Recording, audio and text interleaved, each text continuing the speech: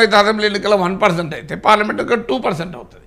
అంటే మోడీ పట్ల సానుకూలత ఉన్న పార్లమెంట్ ఎన్నికల్లో కూడా రెండు ప్రాంతీయ పార్టీల మధ్యనే ఓట్లు పడుతున్నాయి తప్ప బీజేపీ ఓట్లు పడలేదు. ఇతర రాష్ట్రాల్లో అసెంబ్లీ ఎన్నికలకు భిన్నంగా లోక్సభ ఎన్నికల ఓట్లు పడుతుంది, ఇంక్లూడింగ్ తెలంగాణ.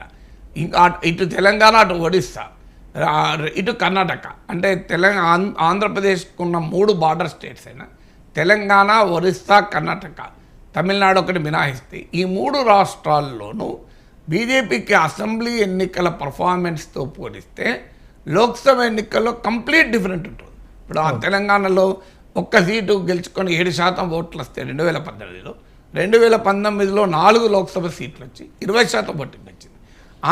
కర్ణాటకలో సొంతగా పోటీ చేసి బీజేపీ అసెంబ్లీ ఎన్నికల్లో సింగిల్ లార్జెస్ట్ పార్టీగా మాత్రమే ఎమర్జ్ అయి అధికారం కోల్పోతే లోక్సభ ఎన్నికలకు 25 to 28 సీట్స్ వచ్చాయి. ఒరిస్సాలో బిజు జనతాదళ్ అసెంబ్లీ ఎన్నికల్లో హవా ఉంటే లోక్సభ ఎన్నికల్లో BJP relatively much better performance చూపింది. ఒరిస్సా ఎలక్షన్స్ అయితే 2 ఒకేసారి జరిగాయి, లోక్సభ ఎలక్షన్స్, అసెంబ్లీ ఎన్నికలు. తెలంగాణ, కర్ణాటకలన్నా డిఫరెంట్ పీరియడ్స్లో జరిగాయి. అందువల్ల ఒరిస్సా లాగానే ఆంధ్రప్రదేశ్లో కూడా అసెంబ్లీ ఎన్నికలు, లోక్సభ ఎన్నికలు ఒకేసారి జరిగినా ఏమవుతుంది అంటే ఆ బీజేపీకి ఓటింగ్ రావడం లేదు.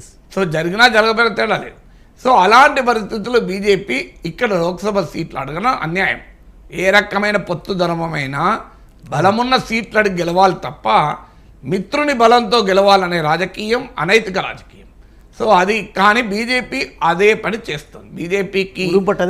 బీజేపీకి నైతిక అనైతిక అనేది ఏమి ఉండదు.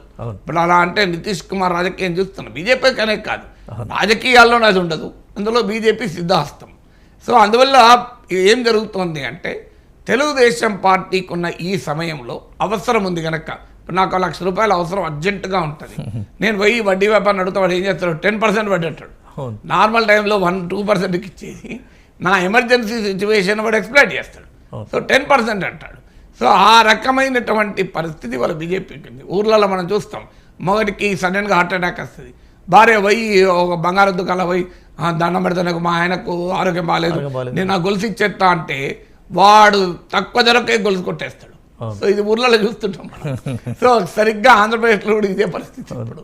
సో చంద్రబాబు నాయుడు ఇప్పుడు బీజేపీ మద్దతు కోరుకుంటున్నాడు, ఎంబడబడుతున్నాడు. చలో ఇదే ఛాన్స్ అని మాకు 6 ఎంపీ సీట్లు ఇవ్వాలి, 8 ఎంపీ సీట్లు ఇవ్వాలి అని. మరి ఇవ్వాలి అన్నప్పుడు బీజేపీకి బలం ఉన్న సీట్లు లేవు. అందువల్ల టీడీపీకి బలం ఉన్న సీట్లు తీసుకొని టీడీపీ బలంతో గెలవాలి. మనకు ఎలాగో బలం లేదు, ఇప్పుడు మన ఎదుటివాడి బలంతో గెలవాలి అనే ఆలోచన బీజేపీ చేస్తుంది. అందువల్ల బీజేపీ తనకున్న బలాన్ని మించి, వాస్తవంగా బలమే లేదు, 1% ఓట్లు లాస్ట్ టైం, ఎక్కడైనా టీడీపీ బలంతో గెలవాల్సిందే. బీజేపీకి సొంతగా గెలవగలిగే ఒక్క సీట్ లేదు. మీరు నేను ఛాలెంజ్ చేసి చెప్పగలను, రేపు విడిగా పోటీ చేయమనండి, బీజేపీ ఒక్క అసెంబ్లీ సీట్ కూడా రాదు. మామూలు అసలు అత్యధిక సీట్లో డిపాజిట్ గెలవుతుంది.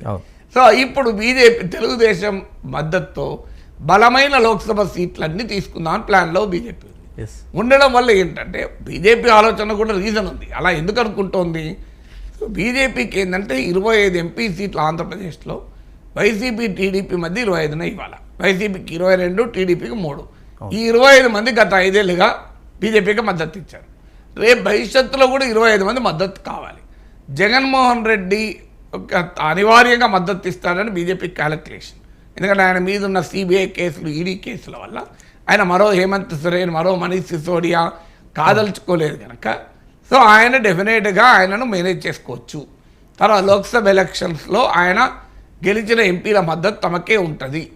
ఇక టీడీపీ మీద నమ్మకం లేదు. చంద్రబాబు నాయుడు లాస్ట్ మినిట్లో తర్వాత ఏం చేస్తాడు? ఎందుకంటే ఆయన ఉదాహరణ 2014లో కలిసి పోటీ చేసి గెలిచారు, మళ్ళీ 18కి వచ్చారు, కాంగ్రెస్తో కలిశాడు, మళ్ళీ 19 తర్వాత మళ్ళీ బీజేపీ అన్నాడు. అంతకు ముందు కూడా అదే వ్యవహారం. 1999లో కార్గిల్ ఎన్నికల నేపథ్యంలో అప్పటిదాకా కమ్యూనిస్టులతో ఉన్న పొత్తు కట్ చేసుకున్నాడు. క్యాపిటలిజం లేదు, సోషలిజం లేదు, కమ్యూనిజం లేదు, టూరిజం ఉన్నది అని మాట్లాడి కమ్యూనిస్టులను వదిలేసి బీజేపీతో కలిశాడు. మళ్ళీ 2004కి వచ్చే వరకు ఎన్నికల తర్వాత మళ్ళీ అర్థమైంది, మళ్ళీ బీజేపీని వదిలేశాడు. సో 2009కి వచ్చారు, మళ్ళీ కమ్యూనిస్టులతో కలిశాడు. 2014కి వచ్చారు, కమ్యూనిస్టుల వదిలి మళ్ళీ బీజేపీతో కలిశాడు. సో ఈ చరిత్ర అంతా ఉంది కనుక చంద్రబాబు నాయుడు టీడీపీ ఎంపీ సీట్లు గెలిచినా వాళ్ళు సమయానికి ఏం చేస్తారో తెలియదు కనుక మన వాళ్ళే ఉంటే గొడవ ఉండదు. అని వాళ్ళు ఎక్కువ ఎంపీ సీట్లు అడుగుతున్నారు. వస్తే కొండా లేకుంటే వెంటనే ఏదో కొన్ని పథకాలు హైలైట్ చేసాయి ఇవాళ బీజేపీ స్ట్రాటజీ. అదే బీజేపీ వ్యూహం ఇది. అందువల్ల బీజేపీ ఏంటంటే టీడీపీ పైన నమ్మకం లేక ఎక్కువ ఎంపీ సీట్లు తాను గెలుచుకుంటే మళ్ళీ 25 సీట్ల మద్దతు తమకే ఉండాలి అని. సో ఈ ఎత్తుగడలో ఇప్పుడు టీడీపీ ఇరుకుని పడ్డది. సో బీజేపీతో పొత్తు పెట్టుకోవడానికి ఇంత బహిరంగంగా వెంపలాడుతుంది. వాళ్ళొచ్చమో మాకు వీళ్ళకి బలమున్న ఎంపీ సీట్లని వాళ్ళే అడుగుతున్నారు. అంటే టీడీపీ గెలిచిన విజయవాడతో సహా అడుగుతున్నారు పేపర్లో వచ్చింది. అంటే టీడీపీ 2019లో చాలా తీవ్రమైన ఎదురుగాలి వీస్తున్నా గెలిచిన 3 సీట్లలో మీకు విజయవాడ ఒకటి. సో ఆ సీటు కూడా అడుగుతున్నారు. సో ఆ సీటు కూడా అడిగితే అంటే అర్థం ఏంటి, నాకు ఎలాగో బలం లేదు, నీ అవసరంతో కలుస్తున్నా, చలో నీ బలమైన సీట్ నాకు ఇచ్చేయి అని అడుగుతున్నారు. సో ఆ పరిస్థితి వాళ్ళు టీడీపీకి ఉంది. ఏం చేయాలి, పొత్తు పెట్టుకోకపోదామా అంటే జగన్ ఓడించలేము, పొత్తు పెట్టుకుంటామని ఇంత వాతావరణం క్రియేట్ అయింది. ఇప్పుడేమో సీట్లు వాళ్ళు ఎక్కువ అడుగుతున్నారు. ఏం చేయాలి, అసెంబ్లీ సీట్లు ఎక్కువ అడుగుతున్నారు, లోక్సభ సీట్లు అడుగుతున్నారు. ఇంకో ఛాలెంజ్ కూడా ఉంది. రేపు టీడీపీ జనైన్ ఫియర్ కూడా ఉంది. బీజేపీకి సీట్లు ఇచ్చినా గెలవగలగాలి. పొత్తుల్లో ఏమవుతుందంటే సీట్లు ఇస్తారు కరెక్టే, రేపు గెలవగలగాలి కదా. ఓట్ ట్రాన్స్ఫర్ కావడం ఒక ఛాలెంజ్ ఉంటుంది. బలమైన అభ్యర్థి, ఇప్పుడు టీడీపీకి దొరికినంత బలమైన అభ్యర్థి బీజేపీకి దొరకరు. అప్పుడు టీడీపీ అభ్యర్థులే బీజేపీ తరఫున పోటీ చేయాల్సి వస్తుంది. అది కూడా జరుగుతుంది, మీరు చూస్తున్నారు. టీడీపీ తరఫున పోటీ చేసే వాళ్ళు వెళ్ళి బీజేపీ తరఫున కూడా పోటీ చేస్తారు. సో వారి పేరుకు బీజేపీ కండువాతో పోటీ చేస్తారు. సో అలా జరుగుతుంది ఇప్పుడు. అందుకే టీడీపీకి పెద్ద challenge, number of seats challenge, ఏ సీట్లు ఇవ్వాలన్న ఛాలెంజ్. టీడీపీకి బలం లేని రాయలసీమలపై బీజేపీ పోటీ ఒకటి చేస్తుందా? చేయదు. ఎందుకంటే అక్కడ జగన్మోహన్ రెడ్డితో పరోక్ష అనుబంధం. సో జగన్మోహన్ రెడ్డికి నష్టమయ్యే సీట్లలో బీజేపీ చేయదు. మీరు చూస్తుండండి, జగన్మోహన్ రెడ్డికి వైసీపీని ఓడించే అవకాశం ఉన్న సీట్లలో చేయదు. ఎందుకంటే వైసీపీని బీజేపీ వల్లనే ఓడిపోయే పరిస్థితి రాదు. వైసీపీకి నష్టం కాని సీట్లలో, అంటే వైసీపీ గెలవగలిగే సీట్లు వదిలేసి టీడీపీ గెలవగలిగే సీట్ల మీద ఫోకస్ చేస్తుంది. ఎందుకంటే అప్పుడు వైసీపీకి నష్టం ఉండదు, తనకు అధిక సీట్లు వస్తాయి. అందువల్ల ఇది క్లియర్గా కనబడుతున్న వ్యవహారం కదా. లేకపోతే చంద్రబాబు నాయుడు, అమిత్ షా, జేపీ నడ్డా కలిసిన వెంటనే జగన్ మోడీ ఎందుకు కలుస్తారు? అది అమాయకత్వం కాదు కదా. సో అక్కడ చంద్రబాబు నాయుడు, అమిత్ షాను, జేపీ నడ్డా కలిసిన తెల్లారే ఆంధ్రప్రదేశ్ ఆర్థిక మంత్రి తన బడ్జెట్లో కేంద్ర ప్రభుత్వాన్ని ఎందుకు పొగుడుతాడు? కేంద్ర ప్రభుత్వ సహకారం బాగా ఉందని. సో అందువల్ల క్లియర్గా కనబడుతుంది, వైసీపీకి నష్టం చేసే విధంగా బీజేపీ పోటీ చేయదు.